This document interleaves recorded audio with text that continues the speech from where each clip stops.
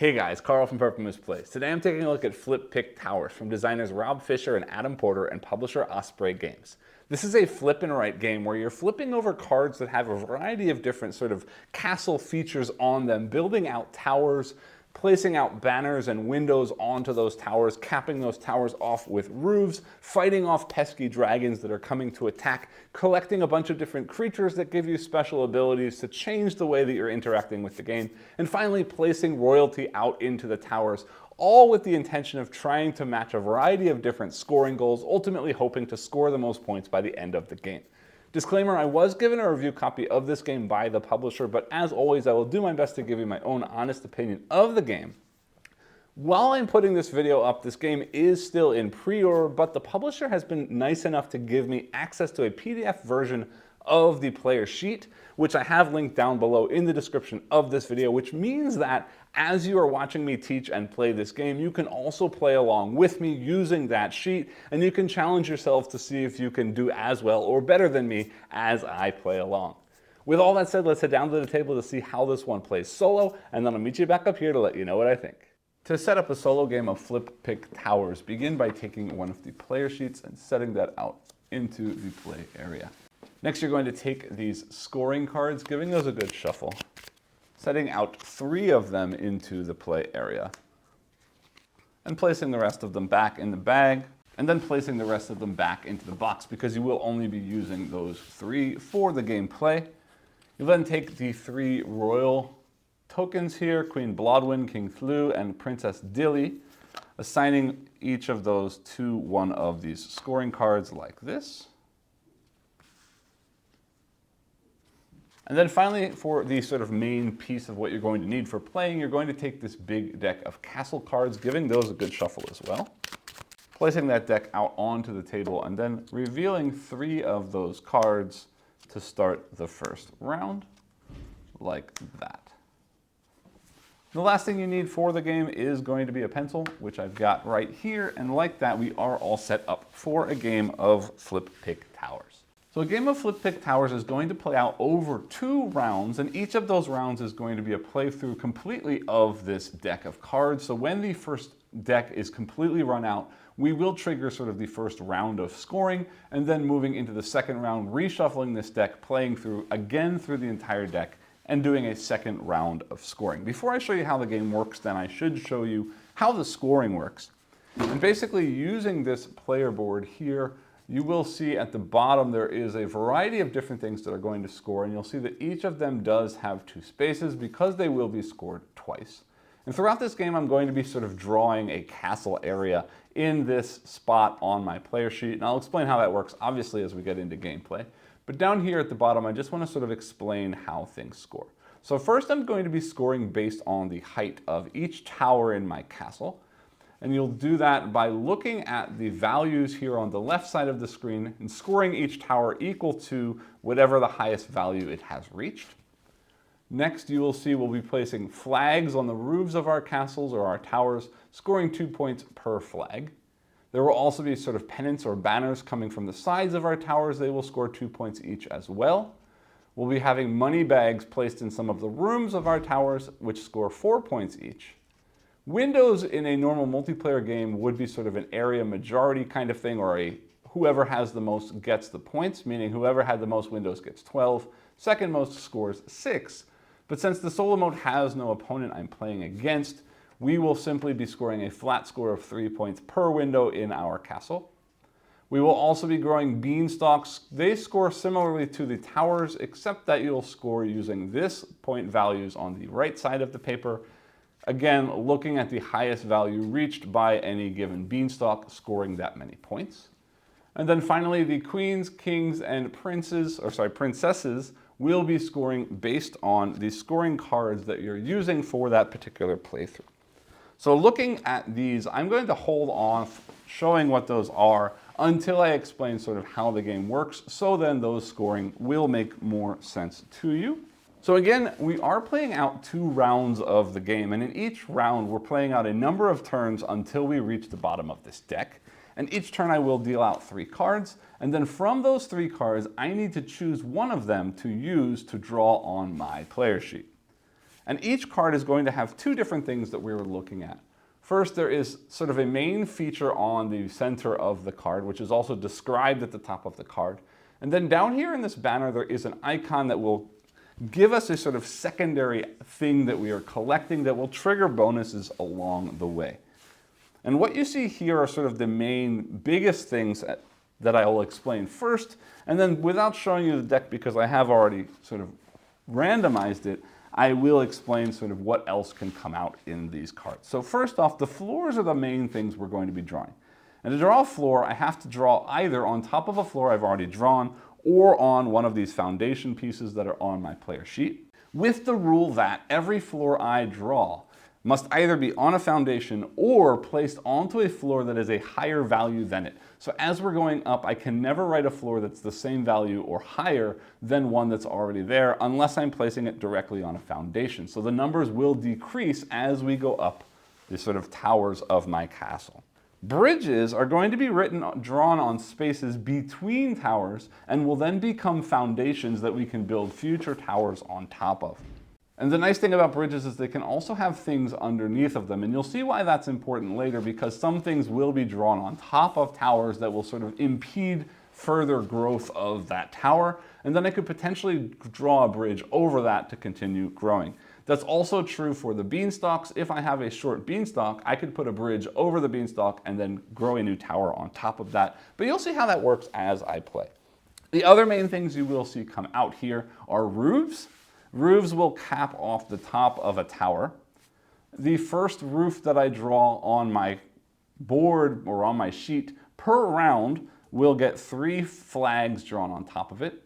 The second, then 2 flags, and the third, 1 flag. In the multiplayer game, that's true for everyone. So whoever draws the first roof in a round gets 3 flags. And then in future turns, if anybody else does it, they would get 2. And then once that happens, anybody else does it, they would only get 1. And that will reset in the second round, allowing me again to place roofs for 3 flags, then 2 flags, then 1 flags. And again, those flags score 2 points each when we trigger scoring.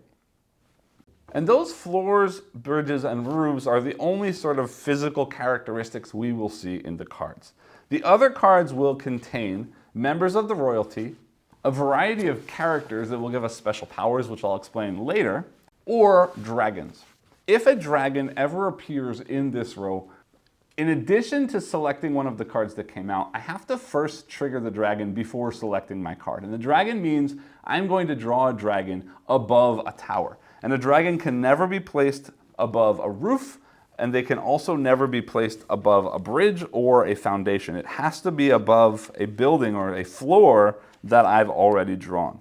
And what that means is the dragon is simply blocking the growth of that tower from getting any taller. So they are going to be getting in the way. You will see, however, though, in a minute, that using some of these bottom bonus actions, I will be able to place money bags in my towers. And instead of choosing to place a dragon above one of my towers, I can instead cross out one of those money bags, basically paying off the dragon to leave me alone for that turn. The royals are going to allow me to draw whichever royal comes out into an empty room of my towers. And then that royal will be able to score based on the scoring shown on their particular card for that game. So in this case, let's take a look at the 3 cards. For this game, the queens are scoring 6 points if they are in the lowest position in the tower. So if there are no royals below them in the tower, they will score 6 points. And it's worth mentioning that I'm allowed to have multiples of these characters throughout my towers or throughout my castle. So I could have multiple queens sort of at the bottom level of multiple towers in my castle. Next, the kings for this game, a royal family, are going to score 3 points for every royal in the same row that does not match this type. So they want queens and princesses in the same row as them, and that means in other towers of the same sort of height as the room that they are inside of. And finally, for this game, the princesses have beneath.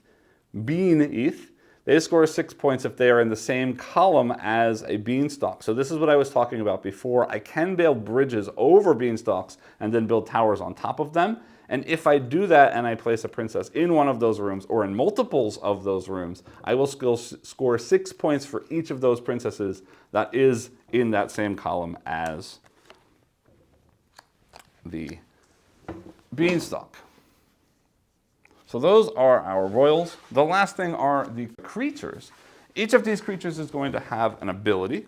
So if we look at the player sheet, every time I use a creature from a card, I will put a single slash in a square of that creature. And there are here 1, 2, 3, 4, 5 different creatures. And that gives me a bonus ability that I can use at any time by putting an additional slash, making an X in that box to show that it's been used. So this guy here will give me plus or minus 1 stability to a floor, which allows me to adjust these values so that I can more easily stack these rooms or these floors on top of each other.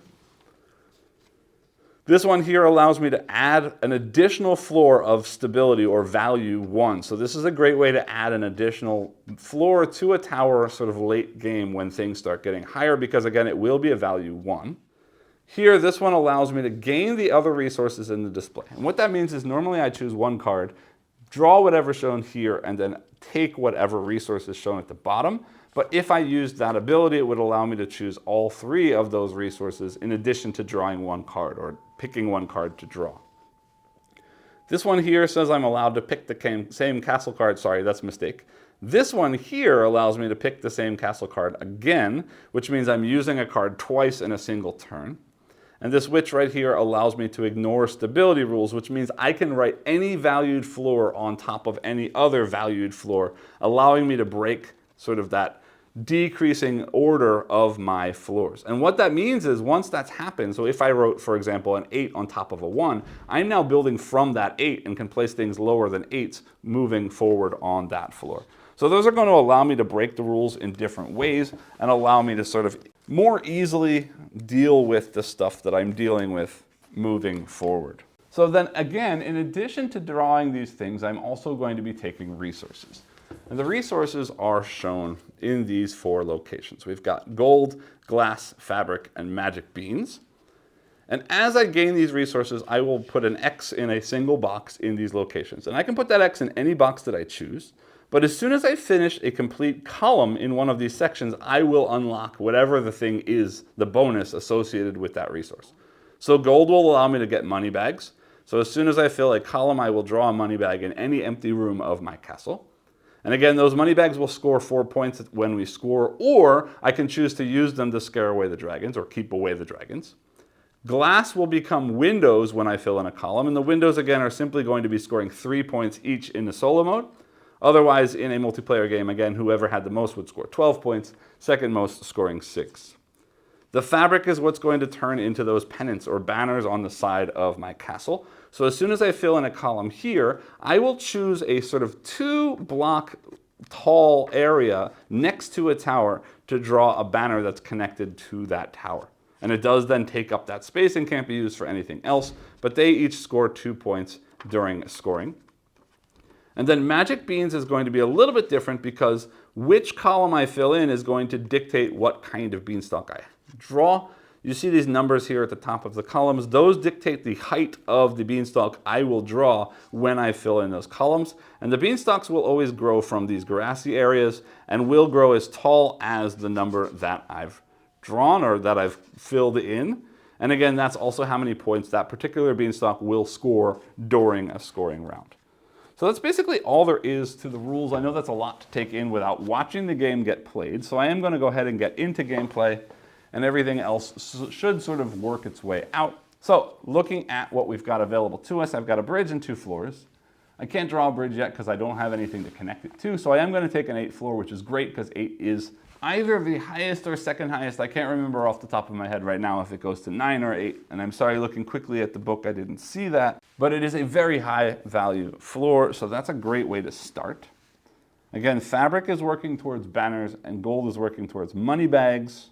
And money bags are worth more points than banners and don't take up any additional space. So I am going to take the 8th floor money, and I'll just start 1 space in just because, drawing in my floor here. And the way that we're going to mark it is I will sort of draw a curved area over here and put the numbered value into that spot, just showing you up close like that to remember that is an 8 stability floor. Then I do get a coin set, so I will just check off one of these There's no reason not to start on the small column here because I now do have an empty room to put the money bag in once I've gotten it. These go away, and we draw 3 new cards. All right, so there's our witch. And then remembering which is the one that allows me to ignore stability rules when placing. We've got a bridge, which I still can't connect anything to, and we have a floor level 1. Well, that's a problem because if I put a 1 on top of an 8, I'm in trouble unless I use the witch to continue thing. And I also don't want to start with a 1 on a foundation because that's pretty damaging unless I do a bridge or something else. So I am going to take the witch. So I do cross one slash in that box to remember that I have it. And the nice thing about the creature cards is that you can choose any of the resources you want to.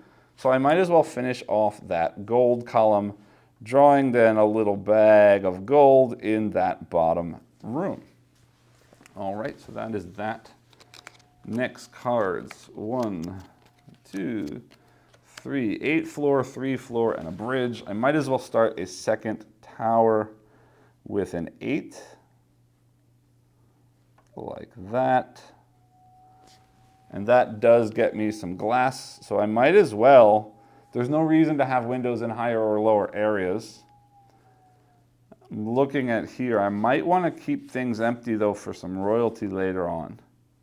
So yeah, I'm going to actually start in the second column of glass so that I need one more glass to make a window. We've got 9, 7, and 1. Okay, so 9 is the biggest floor then. And while I've got one, I might as well start a new castle tower, putting a 9 here. And that gets me some fabric. I don't have any too tall castles. Remember, I need to put 2 spaces of a banner, so I can't use the banner yet. So coloring in that first or crossing off that first square is meaningless now. Let's put one in there as a fabric.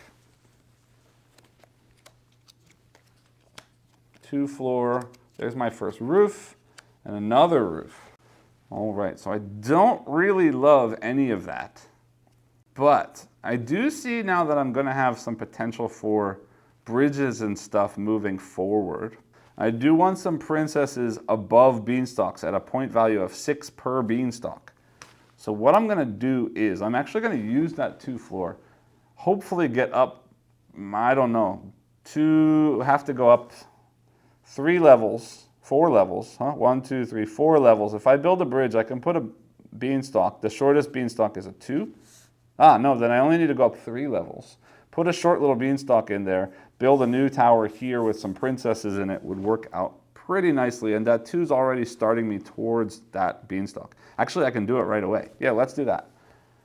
2 floor goes here. Like that, gets me a bean, and I'm going to instantly use that to finish off my smallest beanstalk, which is a 2, which is just the first height here. So I am going to draw a beanstalk that curves up like that.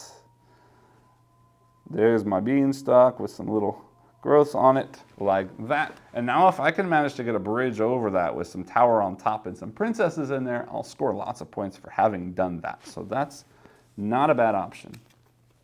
It also means if I put a queen in that room, remember queens score points for being the lowest position. So even if it's just a short little tower, if there's a queen in there, they're going to score me some points for being in there. So that's great.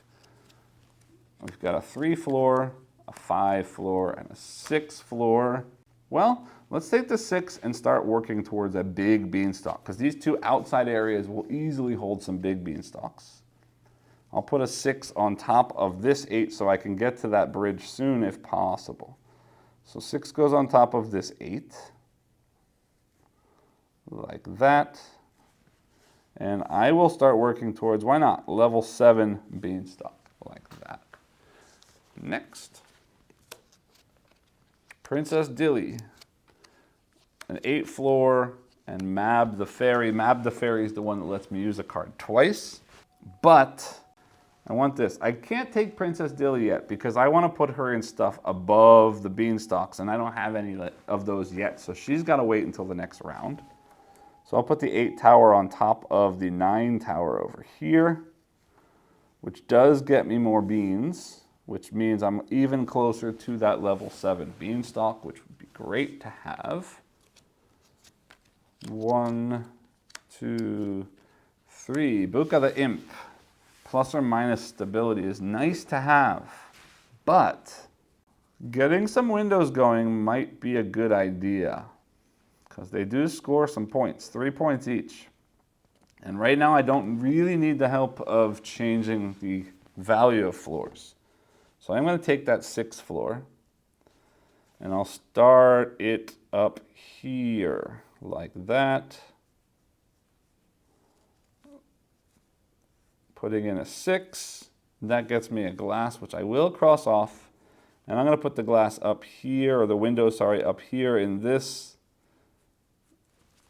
room like that. That way I can put a queen down here and forget about her, making sure she scores her points. Roof, 5 floor, 3 floor. Well, I might as well keep going up, and I want to make sure I can get over this beanstalk. So I am going to put a 5 there. Like that, which gets me some money. So I'll cross off another one of those. Clearing that. We still have 2 dragons in there that haven't come out yet. There we go, Flam the dragon. A 6th floor and a 9th floor. So I have to draw a dragon or pay them off with my money bags. And I'd rather not do that. Then I'm going to take a 6th floor or a 9th floor. And the 9 is working towards beans. So what I'm going to do is this. I don't care if this one stops growing, because I'm going to build a bridge here and put some princesses in it. So let's draw the dragon here. And whenever I draw things, the rulebook kind of suggests this. I'm going to draw the letter of the thing. So in this case, D for dragon. And then I'll kind of turn that thing into dragon. So we've got some angry eyes and we've got some wings that are kind of ugly, but you get the idea. That is my dragon. Then I will take the 9th floor using my witch power to ignore stability, and I'm going to put a 9 here. Because now I can place anything above that. Means I will get close to my bridge soon, and I get more beans, which is getting me almost to my level 7 beanstalk, which will be really awesome when it happens. Like that. Turning over some more. Floor 2, a roof, and a floor 1. I'm not ready for any roofs yet. And I don't care how much taller this one gets. So I will put the floor 2 in that space. Like that. Which does get me more money, which does get me my 2nd money bag. Yeah. Well, since this already has a window in it, and kings want lots of royalty in the same room, I might as well just make this money bag tower. Doesn't matter where they are, just that I have them, so that does work like that. All right, 7th floor, Queen Bloodwyn, and the 5th floor. Now that 7 could go here and would get me a nice beanstalk. But the queen is scoring me 6 points each scoring round. So I want to make sure I have her early in low towers. So I am going to put a queen down here. So I'm just going to draw a Q with a smiley face inside and a little crown on top of her head. And that does get me glass. So I might as well use the 1 glass window to put another window here to score some more points. Like that. Flipping over. I've got Derwin the Elf, which is the one that lets me add an additional stability 1 floor. And I did make a mistake in the beginning. You are only allowed to use 1 character power per round or per turn. So you couldn't turn that 1 into a 2 using the imp. But adding a stability 1 floor is not the best idea. King Thlu, though, King Thlu will allow me to score 3 points per royal in the same row that doesn't match that type. So if I put a king down here, like that, a little smile in there and a little crown on top of the K, that's going to score 3 points for this queen. And if I can get another queen or princess in these 2 zones, which would be queens because I don't want princesses down that low, that would score 3 points each for the king. So that could be 9 points if I get 2 more queens here and here. So that's cool. And I am going to take the one with the beans because what that then means is I can draw Let's keep it over here so it's easier to score. A level 7 beanstalk, like that. It's kind of ugly. I don't know why it got so fat there at the top, but it is what it is. Let's draw in some little sprouts. Maybe put in a leaf or two. There is my level 7 beanstalk. 3 more. Again, King Flu. Another Queen Bloodwind. And the 7 floor with glass. I'm putting the queen in, because that's going to get me more points for the king. And it's going to score me 6 points for another queen down here in the bottom of this castle. Great. She gets me more beans. Let's work towards a 6 beanstalk on this side, I guess. Crossing that off like that. Those go away. Flipping over. Gigi the Centaur. Princess Dilly. Can't use her yet. And there is Melt the Dragon, or Mettled the Dragon. Again, I don't care if this tower gets any taller, so let's put the second dragon right next to his friend, Flam.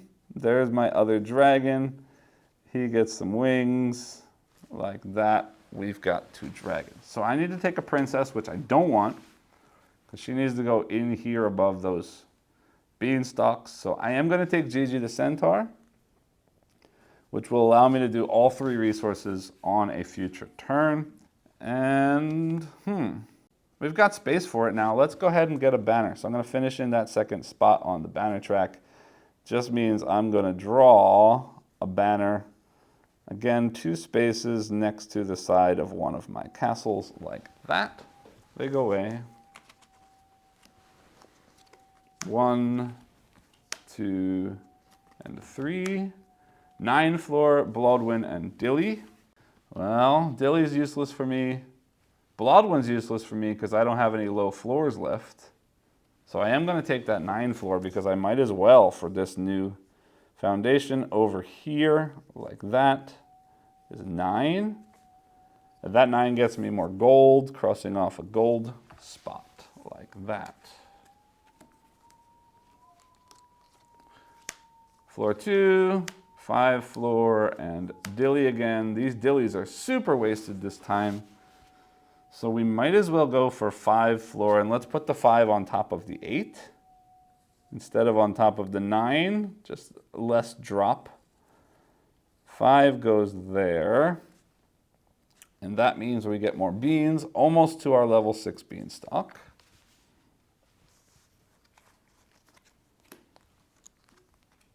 King Flu. 3rd floor, 2nd floor.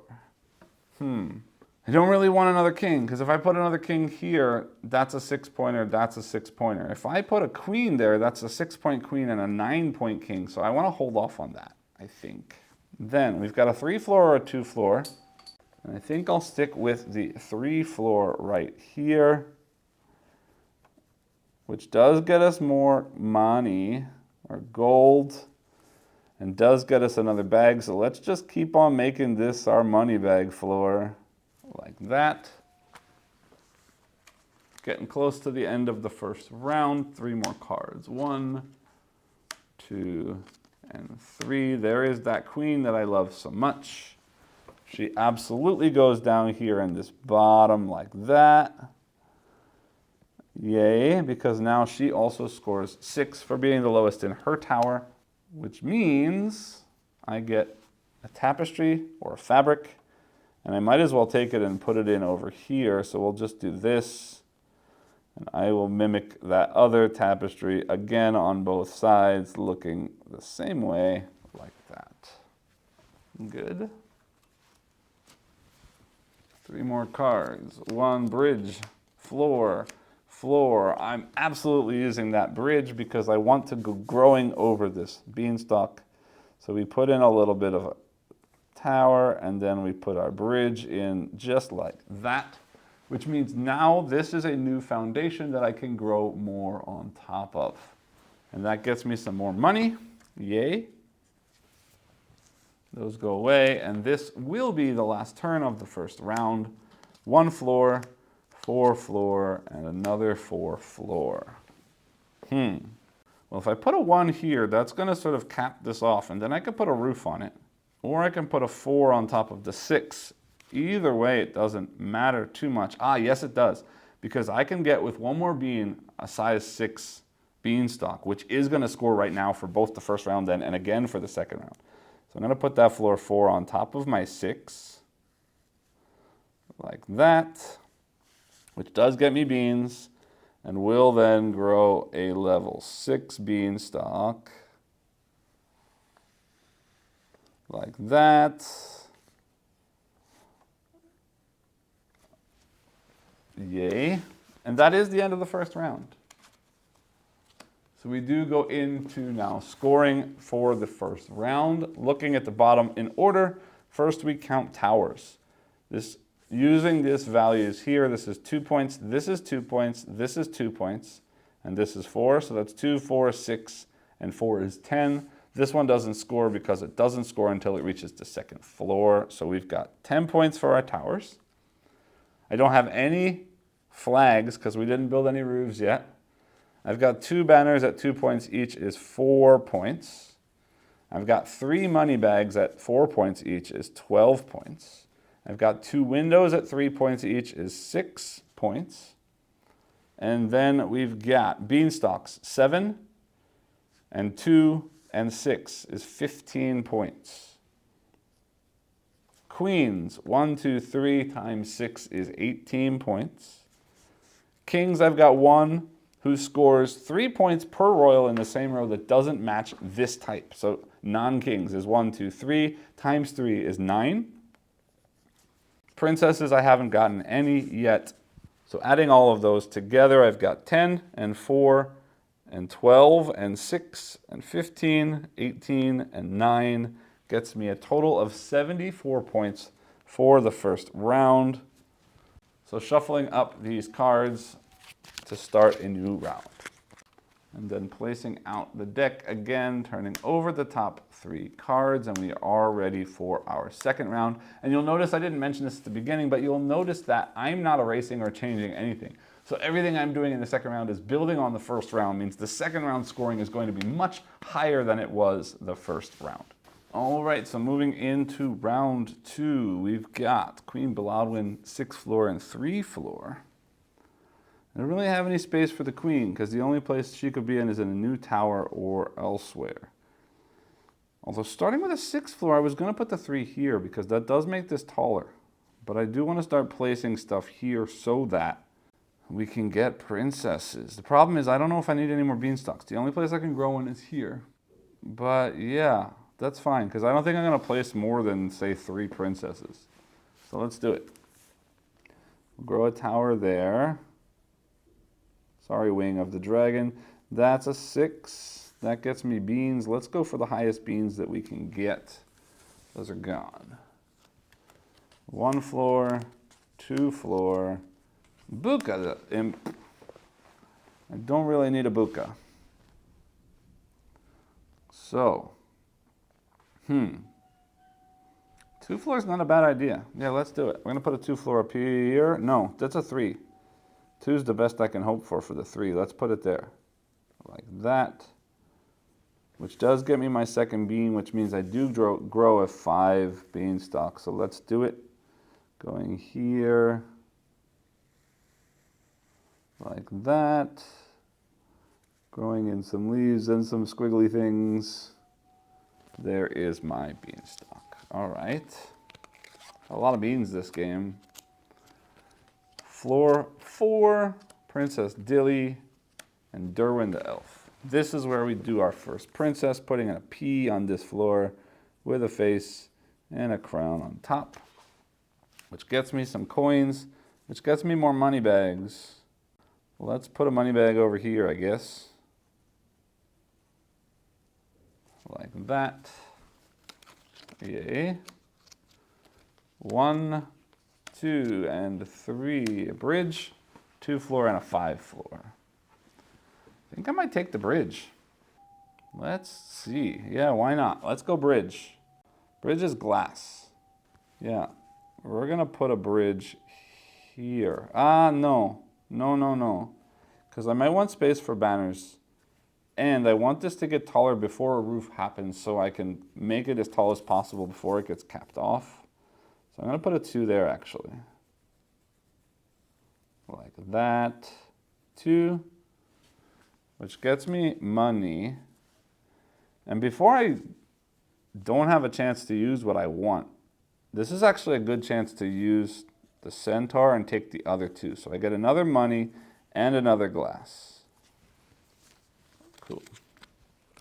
We've got 8th floor, Flam the Dragon, and Princess Dilly Dilly. Well, Princess Dilly doesn't help me right now. I do have to put a dragon somewhere. And I'd rather cap off a shorter place than a higher place because I can go even higher there.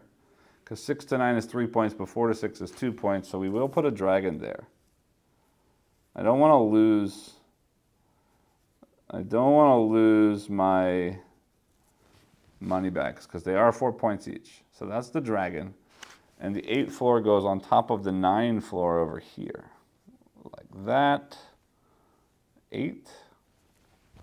And that's more beans, which is not something I want, but I can't place Princess Dilly until she's got a place to be placed, unfortunately. Roof. 6th floor, 1 floor. I want that roof, but I want to go higher first. And it's worth mentioning that when we score the tower heights, we don't score where the roof is, only where the highest floor is. So this is going to be a 1. Up there. So now I do have a spot for a roof if I want to. And we get some more fabric in there, like that. 6th floor, 2 floor, 9 floor. Well, the 9th floor I can't use. The 6th floor I could put here, or the 2 floor I could actually put on top of Princess Dilly to give me more Princess Dilly room. Would get me another window. Yeah, let's do it. So I'm going to put a 2 on top of Princess Dilly, like that. Is a 2. Gets me glass, gets me a window. Let's make this my window floor. More windows, yay. That goes away. We've got Princess Dilly, yay, perfect timing, except I don't need the beans. 7 and 9. That's annoying, because that 7 is real nice right there. But Princess Dilly is potentially priority. But I've only seen 2 Princess Dillys, and there are 4 of them, maybe? Yeah, there's 4 of each type. But I could potentially have 2 more Princess Dillys in there. I think I have to. It's annoying because I don't need those beans. But that's 6 points, and it's worth it. And beans are just a waste, but that's okay. And there will be more 7 floors as well. 9 floor. Well, there goes that. I am in trouble. I am in trouble, I'm in trouble, I'm in trouble. I can't draw the 9 or the 8. I should have done the 7 last turn and done the princess this turn. That stinks.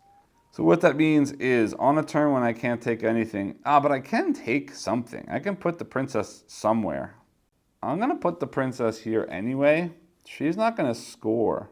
But what that means is if I put a king over here, he'll score for both of those princesses. So that's worth it. And that gets me glass. Now, I do want to point out, though, if for any reason I couldn't ever draw anything, I would fill in one of these spaces at the top in my crest. And if all 3 of those ever filled in, the game would end before the cards run out. You will have seen that as a subtitle in the explanation of rules, but I just wanted to put that out there. All right, here comes the next dragon, which makes me a little sad because, but I may have seen all the princesses already. Yeah, I think I've seen all 4 princesses. So, I don't mind a dragon happening. Let's put a dragon there.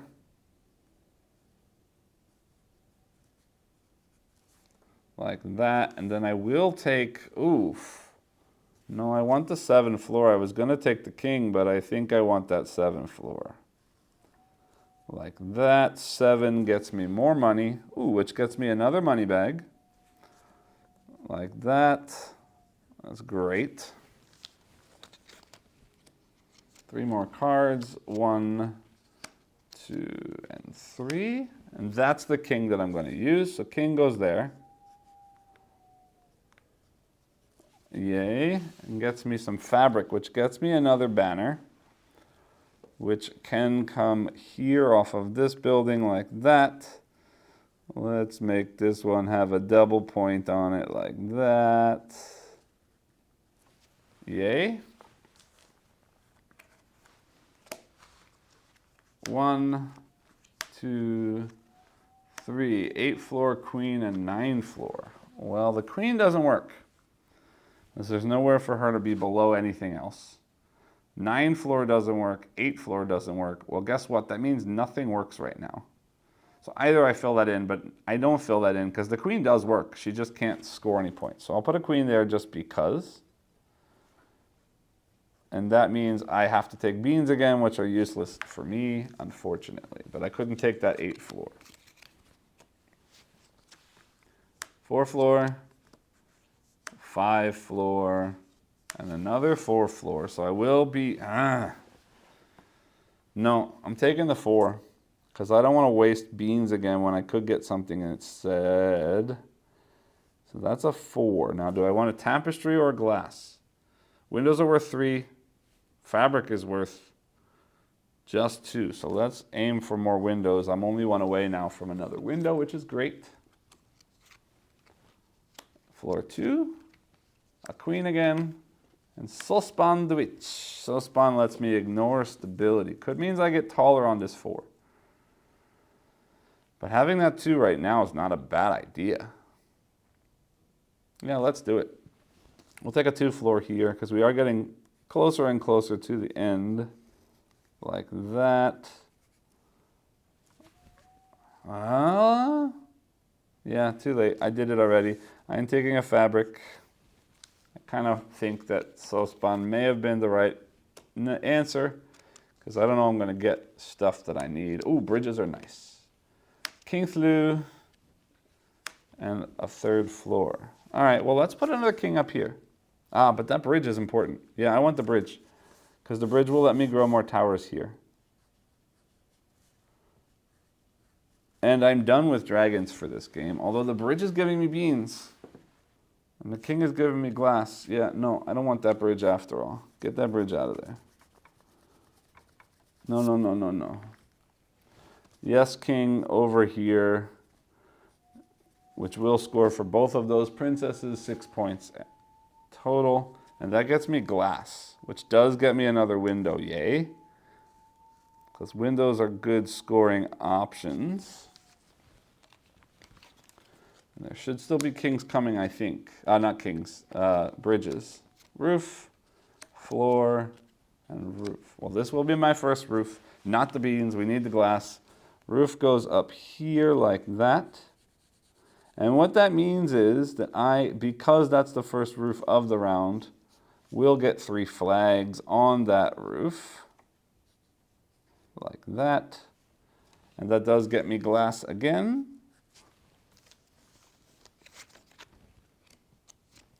And that's 1. Ooh, another roof.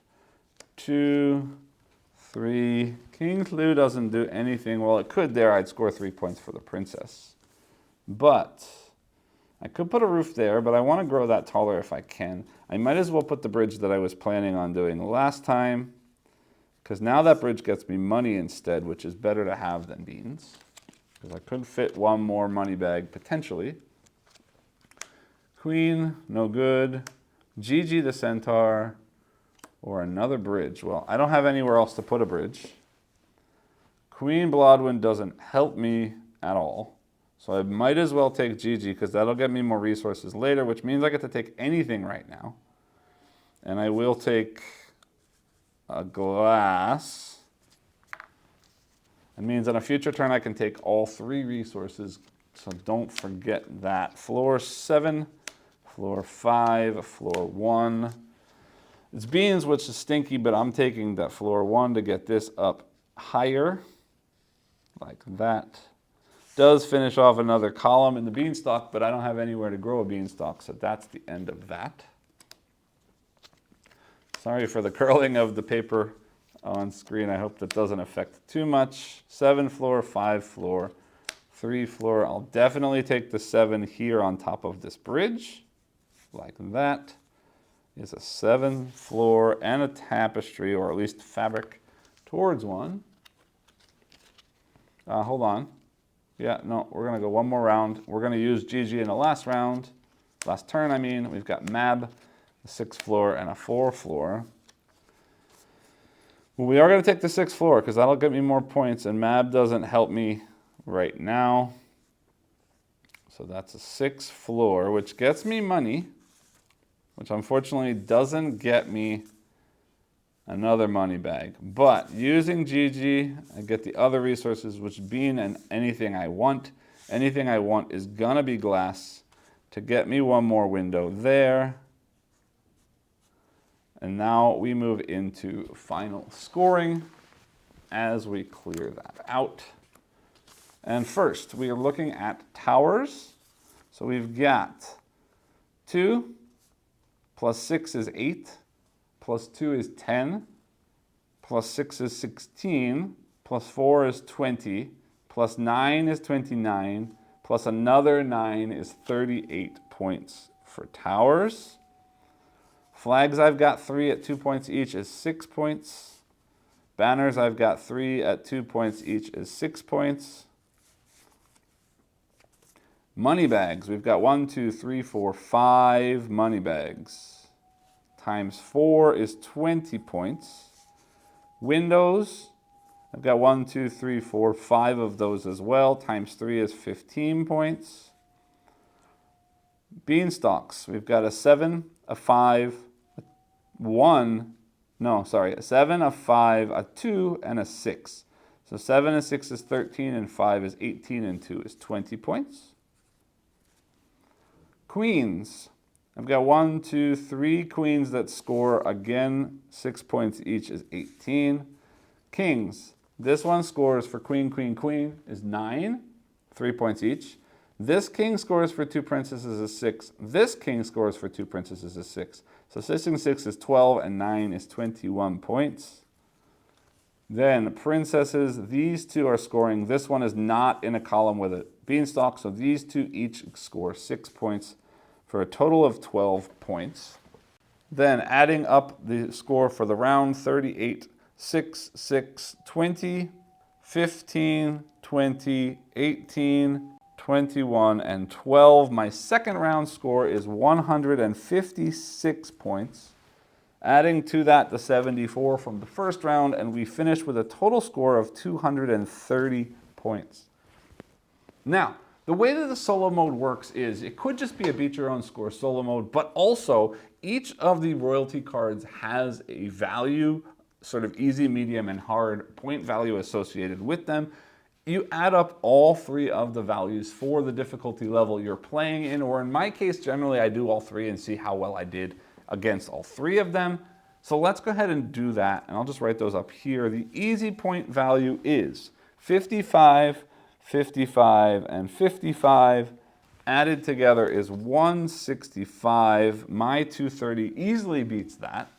The medium level this time, or normal difficulty, is 65 plus 60 plus 60 is 185 points, which I also beat. And the hard difficulty for this game, 75, 65, and 65 is only 205. So we did very, very well this time with a score of 230 points. So that is the game. If any of you were playing along using the online sheets or using your own sheets if you happen to have a copy of the game, I'd love for you to leave a comment down below with what score you were able to achieve using the same cards that I had, because that's always fun to see the different ways that those cards could have been played. Now, I do want to show you, there are a ton of those scoring cards. I'm not going to show them all to you on the screen right now because, well, there are so many of them, but I do just want to show you a couple more just so you get an idea of what other kinds of scoring there is. Here's one called Grouch, 6 points if this is the only example of this royal, so they only want to be the only one in any given tower. Hay Fever, 6 points if in a floor with no adjacent beanstalks. Hungry Hoarder, 3 points per bag of gold in the same row as this royal. Escape Plan B, 6 points if adjacent to the top of a beanstalk. Twins, 6 points if directly above or below a royal of the same type, and etc. I just want you to understand just how many of these there are, and also they can be in a sort of different order each game because you're playing with 3 of them and they are randomly associated with each of the 3 royals. So the variety in this game is quite large, and the strategies that you're playing with will very much be dictated, or at least somewhat pushed by the 3 different scoring conditions you're using for every game. Otherwise, that's basically all there is to show you. The quality of the components in this game is wonderful. I love, love, love the sort of half color, half black and white look of this game. The character design in this game, super, super cool character design. Let me throw in some of the creatures for you again up close. There's Gigi the Centaur. Let's give you Sospan the Witch. I am a very big fan of the artwork. It just looks really cool. Everything in this game, this sort of blue and yellow coloring being the only coloring, there's something charming about the way that it all looks, and I really do enjoy it. I do want to show you it does come with a very large stack of scoring sheets, and they are double-sided, so you've got a ton of gameplay in this box. Pencils also come with the game, 6 of them in 3 different colors. And just for fun, there is this sort of royal writ token that you can give to whoever wins the game as a fun celebration of them having been the winner of the game.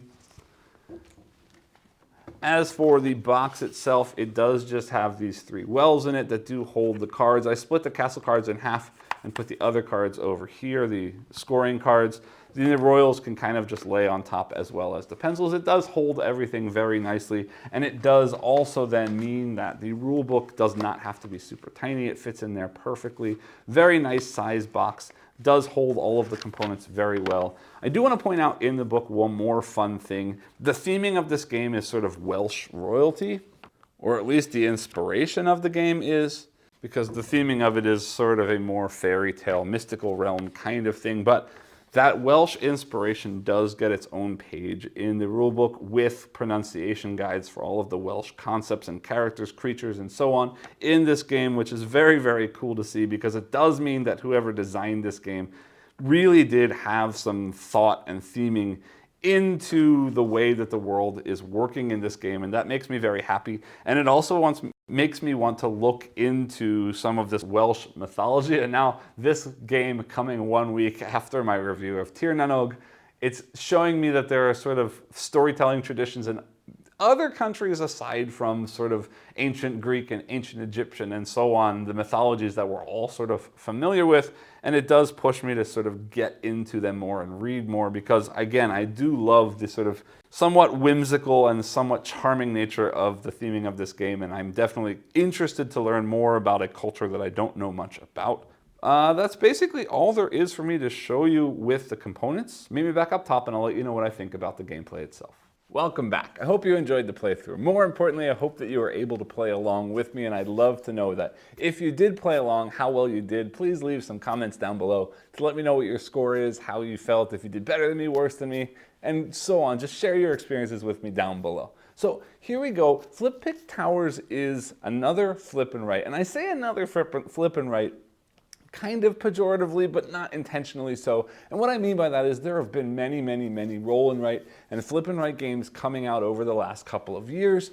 And this is a genre that I was generally really interested in quite a bit over the last few years. And unfortunately, just because of how many there are and how many I've been playing, I did kind of tire of the genre a little bit. And at first, I wasn't sure that I wanted to try out this game when I was offered a review copy of it. But you know what? I decided this is still a genre that I generally do tend to enjoy, even if they don't end up staying in the collection for a long time, because of the way that they play, the speed at which they play, There is a solo mode in this, which makes me already happier to try it out. And more importantly, this is a sort of spatial puzzle-based flip and write game, and I do tend to be a big fan of spatial puzzlers. So to have a flip and write that is a spatial puzzler as well makes me even more excited to try it out. And I have to say that I'm glad that I did, because I do genuinely enjoy this game. So let's go ahead and get into what this game is and sort of what it brings to the flip and write world of games. I'm not going to say that this is incredibly unique compared to other games, but it does do a lot of things that are a lot of fun. And the way that it sort of ties all of these things together and levels all of these things together, or layers all of these things together, does make for a very exciting and very fun experience. So again, at its core, Flip Pick Towers is a flip and write game. And every turn of this game, you're going to flip over 3 cards from the deck. And each of the cards is going to give you 2 things. First, in the center of the card is going to give you sort of the main feature that you're going to be adding to your player sheet. And this is going to be sort of growing towers on your board, growing vines on your board. No, sorry, vines don't come from the thing, but growing tower pieces on your board, placing royalty out into those towers, capping off those towers, occasionally getting attacked by dragons, and then also occasionally sort of bringing in the powers of fantastical creatures that will give you different abilities to mix things up in different ways. So the main focus here is, of course, growing your towers. This is Flip Pick Towers. And what that means is on a majority of these cards, there will be a sort of picture of a floor of the tower. And that floor of the tower is going to have a number associated with it, which represents the sort of stability of that floor of the tower. And you need to have the more stable or higher valued rooms or floors at the bottom of your tower. And as you go up, they should get less and less stable, means lower and lower value. You can never stack a number that is the same or higher than the number that you're stacking on top of. So you do have to continuously move down as you go up, unless you use the powers of some of those special creatures that I was talking about earlier. One of those creatures will allow you to place any floor on top of any other floor, effectively resetting that decreasing value, because you could place a high number on a low number, restarting from that high number and giving you more flexibility as you move up. And those towers are going to score simply by how tall those towers are. And I should mention here that the scoring in this game does actually happen twice. Sort of the first time you play through the entire deck, and then again when you play through the entire deck a second time, which means that your first round scoring or first wave scoring is going to be quite a bit smaller, because the second wave of scoring is going to be everything that you put out before the first wave, plus everything that you've then put out in addition from the first wave to the second wave, all scored a second time. So as much stuff as you can get out onto the player sheet early in the game, you will be able to score that piece twice. So you do kind of want to focus on something so that you can get some high valued stuff onto this player sheet early so you can score twice, instead of a bunch of little stuff, because the little stuff isn't going to really score that much. So first off, these towers, the higher you can get them, the more points they're going to score. But then each of the towers must be started on what is a foundation that starts printed at the bottom of your player sheet. But there are also spaces in between those towers that are just grass. And I'll talk about it in a minute. There is a way to grow beanstalks there to score points based on height, just like you do with the towers. But that doesn't come from the sort of main piece of the card that you're writing. In between these towers, you also have the ability, one of the features that you will find on these cards are bridges. And a bridge can connect any 2 floor tiles or floor spaces that have a gap in between them. So you can connect 2 towers with a bridge, and then that bridge effectively becomes a new foundation from which you can now start new towers. So basically you could sort of stop a tower, connect to another tower, start a new tower, and you can sort of have these sort of scaffolded connected layers of tower on tower between tower growing higher and higher. And again, each of those towers will score based on its highest floor, which means if you start from a bridge, you're already starting at a higher scoring threshold, because you're not starting from the ground and you don't have to climb up to those higher levels. You're sort of starting from those higher levels already. But those bridges themselves don't score until you build towers on top of them, which will then score. Another feature that you will see on these cards on the sort of main section of the card are roofs. And these are going to cap off your towers. Now, once you put a roof on top of a tower, you cannot grow that tower anymore. But you could potentially stack towers, and what I mean by that is if you started a bridge low, built a small tower, put a roof on, and then up the next level, put another bridge and built another tower on top of that, you could potentially stack towers, but it's going to be a waste of space realistically because you're going to have a roof and a bridge and a tower and a roof, and they're not going to score that well. But anyway, the roofs cap off towers. But what this is that the first roof that gets drawn on a player sheet in any given round, remember this is a 2-round or 2-wave game, in every given round, or first round and then second round, the first roof to be drawn on a tower will get 3 flags placed on top of it. And in a multiplayer game, if more than one person does that on the same round, they both or all will get those 3 flags. But then you're going to cross off that at the top of your board, and the next time that comes back out again, if you put a second roof, or whoever pushes the second roof in that round will only get 2 flags. And then that gets crossed off. And then the next time anybody places out roofs, you're going to only get 1 flag. And the flags are simply going to score 2 points per flag at the end of each of those 2 rounds. But this is an additional layer of scoring that you can sort of add to your tower. Because remember, your tower is scoring for the highest level it gets, plus whatever flags are on the roof that you eventually, potentially, cap off that tower with. So those are sort of the main features on those cards that you're drawing. But then you also have characters or creatures, and you also have royalty. Well, the creatures are going to be basically special abilities. And I'm going to forget which ones connect to which, but I'm pretty sure the imp, Buka, if I remember correctly, adds a +1 or a -1 to the stability of a floor, which means that you can change the value of a floor to make it easier for you to be able to put that floor on top of a previously drawn floor. The next one, Gigi the Centaur, I believe, allows you to select multiple icons at the bottom of the cards. And I'll explain what that means in a minute because I haven't gotten to that point. But each of these cards has a main thing that you're going to add to your castle, plus a resource that you're collecting. And if you use Gigi the Centaur, you're going to take all 3 of the resources from the 3 cards that were drawn for that turn. Again, I'm forgetting the characters, but there is a character that allows you to simply add a level 1 or stability 1 floor in addition to whatever action you've taken for the round. There is the Witch that allows you to break the stability rules, meaning you can place any floor on top of any other floor. And then there's one more creature that I'm forgetting that allows you to use the card that you've selected for that turn twice, taking the main action twice and getting double resources as well. But when you take these creatures, that's all you're doing is sort of preparing for the future. So you're basically sacrificing a turn in order to do something more powerful on a future turn. Although at the bottom of each of these creature cards, I mentioned you're getting resources from the card you've selected. The creature cards have 1 of each resource. So you get to choose, you get sort of wild resource. You get to select which of the 4 resources you choose when you take a creature card. And I'll come back to those resources in a minute after I finish discussing these sort of main functions. The other big function that you can select from are royalty. There are queens, kings, and princesses in this game.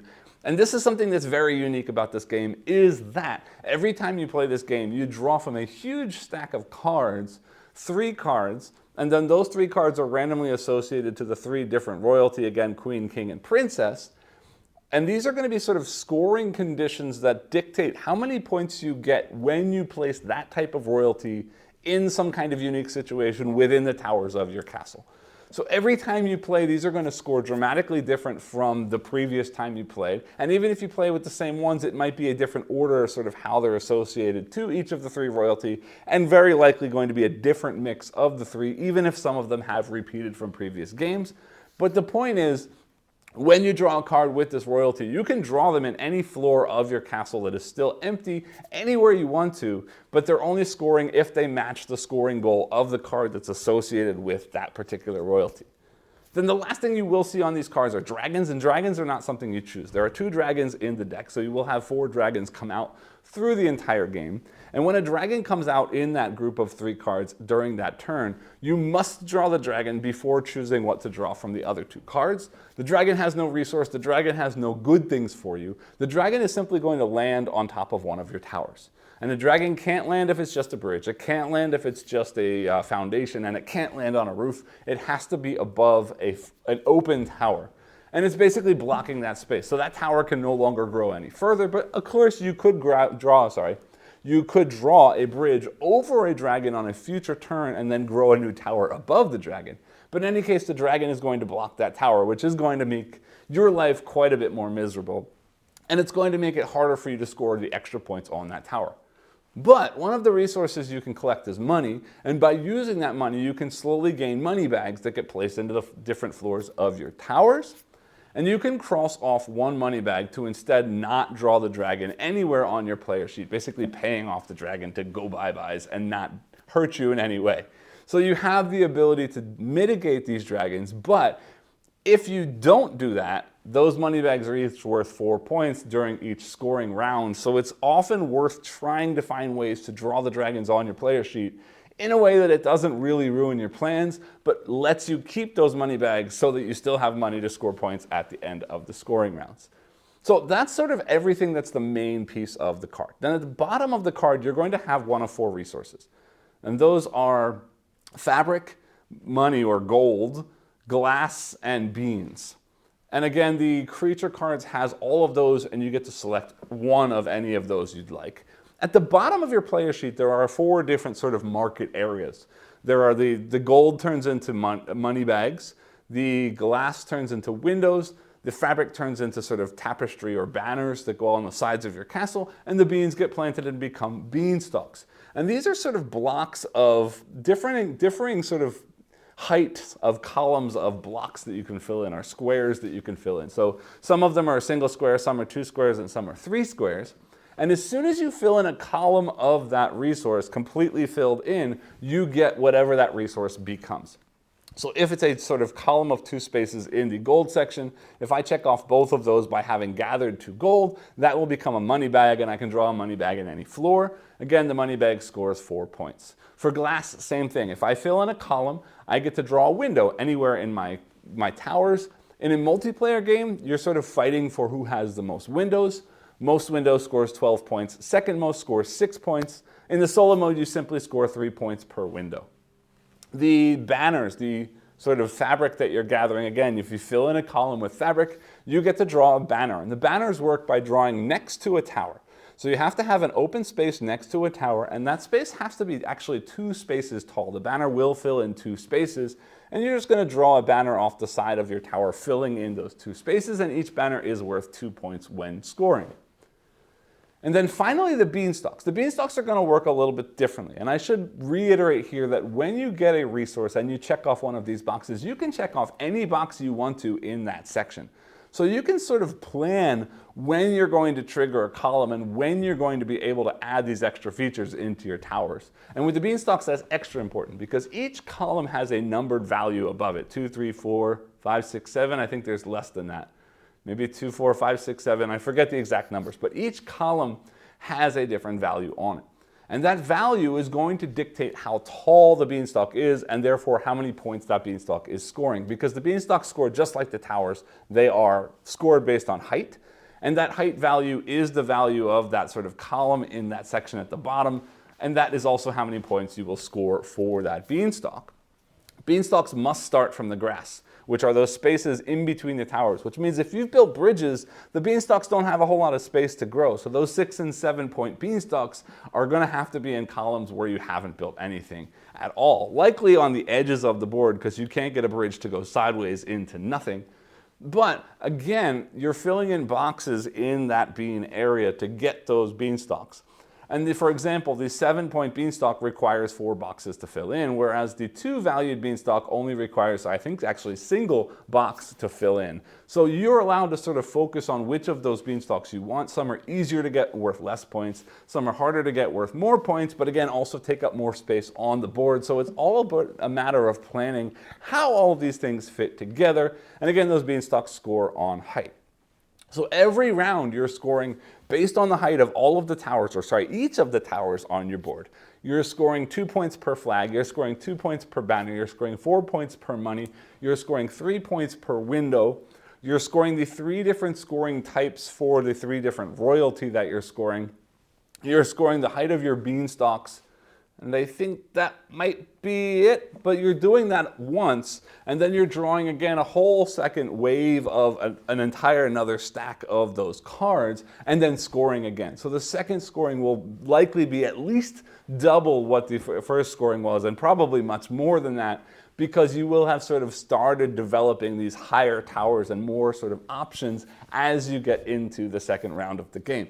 But you're trying to sort of manipulate all of these things in your brain on your sheet through the drawing of 3 cards per turn, simply selecting the main feature and then the resource that's associated with that main feature, using the abilities of the creatures to sort of manipulate those things as needed to help you fit the things you want to fit onto your player sheet, trying to unlock or trying to collect the resources that help you in the best way to be able to draw in the sort of secondary features into your paper, ultimately then trying to maximize points as much as possible while dealing with things like the dragons coming to attack you and so on.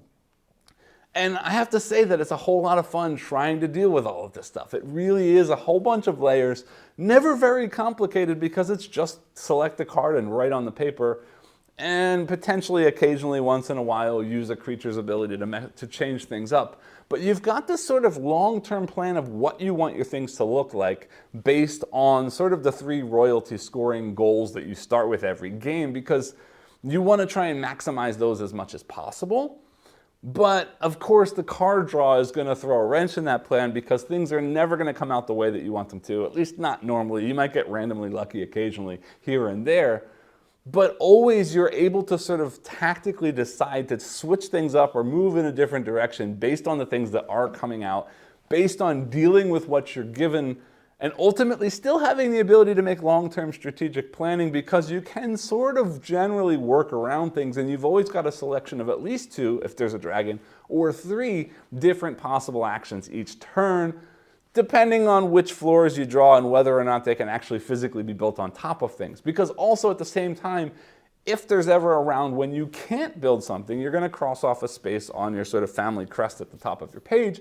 And if ever all 3 of those crest pieces are filled in on yours or any opponent's papers in a multiplayer game, that will trigger the end of the game, regardless of playing out until the end of the sort of deck of cards that is normally what would trigger the end of the game. So you can actually end the game prematurely if you've planned poorly and aren't able to put things into your sort of player sheet as you were hoping to do so, and then sort of fill in that banner and end everything. That also happens if a dragon comes and there's nowhere to put the dragon. You also have to fill in one of those spaces. But anyway, I think you get the gist of how the game works. The point is there's a whole lot of stuff going on here with a very simple skeleton of pick a card, draw a thing, pick a card, draw a thing, but there's many different choices, many different ways to score, and because of the 3 different royalty scorings each time, the way that you think about putting things into your towers, the way the sort of even the physical structure of how you plan on building out those towers is going to change dramatically. For example, in the playthrough that I did on this video, the princess wanted to be built in the same column as beanstalks. So I had to find a way to build small beanstalks with a bridge over top and then a tower above that filled up with princesses. Meanwhile, the king wanted to be in a row with other royalty. So I'd like to have a row with as many royal people as possible, but with just a king scoring on all of that royalty. The queens wanted to be at the bottom, so I was lucky that I could have a king at the bottom and all the rest queens at the bottom, scoring maximum for both of those things. But every time you play, these scoring goals are going to change up quite dramatically and really does make the game feel different. Now, I say it really does make the game feel different. I will say a small negative here is that the game still does feel a little bit samey even with this dramatic change in the way things work because, I don't know, part of me feels like this game is a little bit long, and not that it feels like it's too long, like, oh God, I'm bored, it's too long, but that it's long enough that I feel like I can pretty much accomplish everything that I'm trying to accomplish. Now, what those things are that I'm trying to accomplish will change from game to game. And of course, in a multiplayer game, everybody's trying to do as best as possible.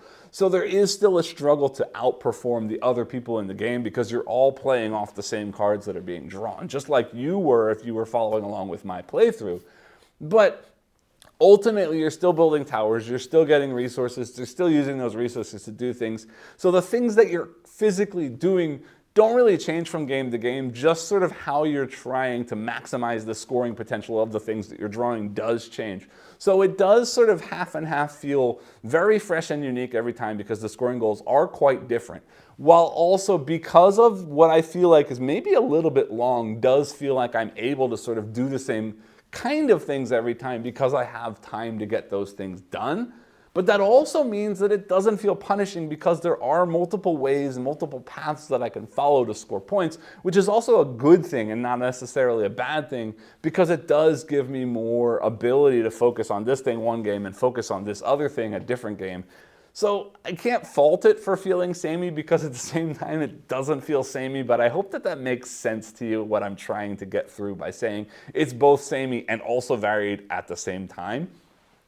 Now, the solo mode here is a beat your own score solo mode, but the interesting thing is, like a lot of other sort of solo scoring threshold type games that have goal cards like this, maybe something you've seen with like Sprawlopolis from Button Shy, depending on the score cards that you're using in any given game, means those 3 royalty scoring goal cards, these sort of scoring point thresholds that you're trying to aim for are based on those scorecards. So in this case, each of those scorecards has 3 point values on it, easy, medium, and hard, or easy, normal, and hard. And you're going to add up the 3 points from those 3 cards at the difficulty level you're trying to win, and that gives you a score value to beat. Now, as you saw in my playthrough, I tend to be pretty good at this game, and I generally win on easy and most of the time at normal. Hard does beat me sometimes. I'm not winning every time on hard, but the point is they're not extremely punishingly challenging, so you still kind of a beat your own score mode, but at least it gives me some kind of idea of what a good gameplay looked like and what a not so great gameplay looked like, and it also allows me to sort of judge whether or not my score is good based on the goal conditions that I had for that playthrough, which to me is very important because a beat your own score solo mode with variable scoring goals like this doesn't really work with a flat point threshold because it may be that the goals that I had that game were easier to score on versus a different game. The goals I was scoring on were harder to score on. So my higher score is simply because I played with easier goals. So in this case, depending on the goals you play, giving you a different scoring threshold does feel a little bit more meaningful as far as how my scores line up to each other, whereas in this case it's more about how my scores line up with those sort of set scores that I should be able to do better than in a solo mode with that set of goals. So I'm very appreciative that that is in here because otherwise I might not like this solo, but otherwise this plays very well solo because realistically the multiplayer game is everybody playing a solo game with the same cards. Although there is a variant in the rule that allows you to draw the dragons on other people's boards if you want this game to be a little bit more competitive and cutthroat. I haven't had a chance to try that out yet, but it does sound like it could be fun, kind of like the monsters and cartographers. In any case, it is a flip and write game. It's not going to be the sort of most serious, most strategic, most brain-burning game in the world because just that's the kind of game that it is.